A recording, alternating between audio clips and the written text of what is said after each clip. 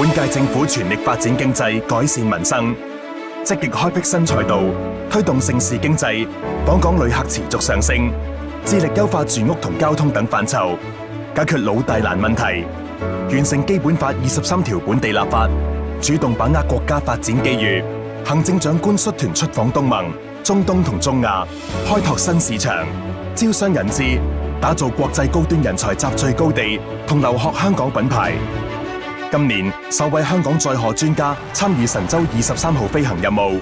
執行任務嘅每一日，我都為能夠參與國家航天工程深感自豪。香港喺多項國際指標中保持領先地位。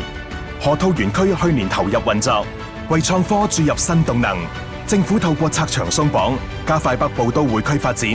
並正全速制定第一個5年規劃，與市民譜寫香港更美好未來。